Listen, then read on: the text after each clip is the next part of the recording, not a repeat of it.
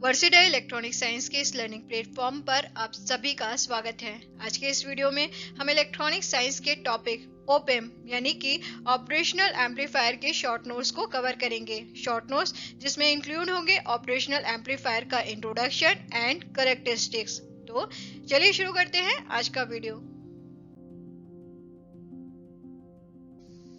OPAMP op-amp यानी कि operational amplifier. जो ओपेम होता है वो बेसिकली एक मल्टी स्टेज एम्पलीफायर होता है जिसमें नंबर ऑफ एम्पलीफायर स्टेजेस एक दूसरे से इंटरकनेक्टेड होती है एक कॉम्प्लिकेटेड मैनर में। ऑपरेशनल एम्पलीफायर की जितनी भी स्टेजेस होती हैं वो वेरी लिटिल स्पेस को ऑक्युपाई करती हैं, जिससे कि ऑपरेशनल एम्पलीफायर एक स्मॉल पैकेज में पैक्ड होता है। ये जो स्मॉल पैकेज होता है इसे ही कहते हैं आईसी यानी कि इंटीग्रेटेड सर्किट, यानी कि ओपेम यानी कि ऑपरेशनल एम्पलीफायर आईसी के फॉर्म में अवेलेबल होता है।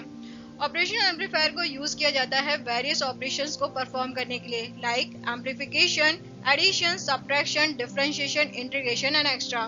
वेरी पॉपुलर ऑपरेशनल एम्पलीफायर का एग्जांपल है IC741। ऑपरेशनल एम्पलीफायर सिंबल जिसमें दो इनपुट टर्मिनल्स होते हैं और एक आउटपुट टर्मिनल होता है। जो पॉजिटिव इनपुट टर्मिनल होता है उसे कहते हैं नॉन इन्वर्टिंग इनपुट टर्मिनल और जो नेगेटिव इनपुट टर्मिनल होता है उसे कहते हैं इन्वर्टिंग इनपुट टर्मिनल। जो पावर सप्लाई होते हैं वो पॉजिटिव एंड नेगेटिव दोनों फॉर्म में होते हैं। ऑपरेशनल एम्पलीफायर की 4 स्टेजेस होती हैं। First differential amplifier stage, second cascade common emitter amplifier stage, third level shifter stage, fourth push pull power amplifier stage. जो डिफरेंशियल एम्पलीफायर स्टेज होती है उसे कहते हैं इनपुट स्टेज। जो push pull power amplifier stage होती है उसे कहते हैं आउटपुट स्टेज। जो इनपुट स्टेज होती है यानी कि डिफरेंशियल एम्पलीफायर स्टेज वो हाई इनपुट इम्पीडेंस को शो करती है और जो आउटपुट स्टेज होती है push pull power amplifier stage वो लो आउटपुट इम्पीडेंस को शो करती है। Ideal operational amplifier characteristics. अगर ऑपरेशनल एम्पलीफायर आइडियल कंडीशन में है तो उस केस में ऑपरेशनल एम्पलीफायर का जो ओपन लूप गेन होगा V out upon V input वो इनफिनाइट होगा। इसके अलावा जो इनपुट इम्पीडेंस है जेड इनपुट वो इनफिनाइट होगा। इनपुट इम्पीडेंस के इनफिनाइट होने की वजह से जो इनपुट करंट होगी वो जीरो होगी। इसके अलावा जो इनपुट ऑफसेट वोल्टेज होगा वो जीरो होगा, जबकि जो आउटपुट वोल्टेज रेंज है वो इनफिनाइट होगी।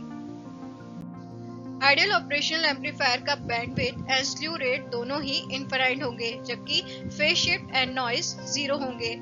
आइडियल ऑपरेशनल एम्पलीफायर का CMRR यानी कि common mode rejection ratio infinite होगा और PSRR यानी कि पावर सप्लाई रिजेक्शन रेशियो भी इनफिनाइट होगा। आइडियल ऑपरेशनल एम्पलीफायर का output impedance Z out zero होगा। आउटपुट इम्पीडेंस जेड आउट के जीरो होने की वजह से आउटपुट करंट रेंज इनफिनाइट होगी। Slew rate. कोई भी डिवाइस इनपुट के चेंज होने पर कितना फास्ट रिस्पॉन्ड कर रही है ये उस डिवाइस का स्ल्यू रेट होता है। यहाँ पे डिवाइस का मतलब है ओपेम यानी कि ऑपरेशनल एम्पलीफायर। स्ल्यू रेट जिसे डिफाइन किया जाता है कि per unit time output voltage किस मैक्सिमम रेट से चेंज हो रहा है। यहाँ पे स्ल्यू रेट को डिनोट किया जाता है S से। S equal to dV0 upon dt maximum. Slew rate की यूनिट होती है volt per microsecond. Slope equal to slew rate limited operation. CMRR यानी कि common mode rejection ratio. Operational amplifier के इनपुट टर्मिनल्स पर जब आइडेंटिकल सिग्नल्स को apply किया जाता है, आइडेंटिकल सिग्नल्स जो amplitude, frequency, phase and time periods के रिस्पेक्ट में एग्जैक्टली सेम होते हैं, तो आइडियल केस में ऑपरेशनल एम्पलीफायर के आउटपुट पर एक जीरो वैल्यू आती है। लेकिन प्रैक्टिकल केस में ऐसा नहीं होता। ऑपरेशनल एम्पलीफायर के आउटपुट पर एक नॉन जीरो वैल्यू आती है। इस नॉन जीरो वैल्यू को रिजेक्ट करने की ऑपरेशनल एम्पलीफायर की जो कैपेबिलिटी होती है उसे ही कहते हैं common mode rejection ratio. Operational amplifier के आउटपुट टर्मिनल पर प्रैक्टिकल केस में जो नॉन जीरो वैल्यू आती है उस नॉन जीरो वैल्यू के होने का रीजन होता है कि ऑपरेशनल एम्पलीफायर के इनपुट स्टेज यानी कि जो डिफरेंशियल एम्पलीफायर स्टेज होती है उस डिफरेंशियल एम्पलीफायर स्टेज में जो दो ट्रांजिस्टर्स यूज किए जाते हैं, ये दो ट्रांजिस्टर्स आइडेंटिकल नहीं होते हैं, यानी कि इन दो ट्रांजिस्टर्स की जो कैरेक्टरिस्टिक्स होती है वो आइडेंटिकल नहीं होती है, जिसकी वजह से ऑपरेशनल एम्पलीफायर में आइडेंटिकल सिग्नल्स को अप्लाई करने के बाद भी प्रैक्टिकल केस में ऑपरेशनल एम्पलीफायर के आउटपुट टर्मिनल पर एक नॉन जीरो वैल्यू मिलती है।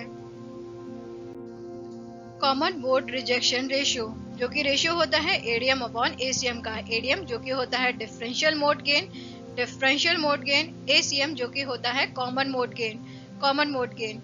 CMRR यानी कि कॉमन मोड रिजेक्शन रेशियो की डीबी में वैल्यू होती है 20 लॉग ब्रैकेट में एडीएम अपॉन एसीएम के। इलेक्ट्रॉनिक साइंस के टॉपिक ओपेम के शॉर्ट नोट का ये वीडियो अगर आपको अच्छा लगा है तो इसे लाइक करिए, शेयर करिए, वर्सेटाइल इलेक्ट्रॉनिक साइंस के इस यूट्यूब चैनल को सब्सक्राइब करिए और साथ में बेल आइकन को प्रेस करना जरूर याद रखिए ताकि आने वाले वीडियोस के नोटिफिकेशन आपको टाइम पर मिलते रहें। Thanks for watching, good luck.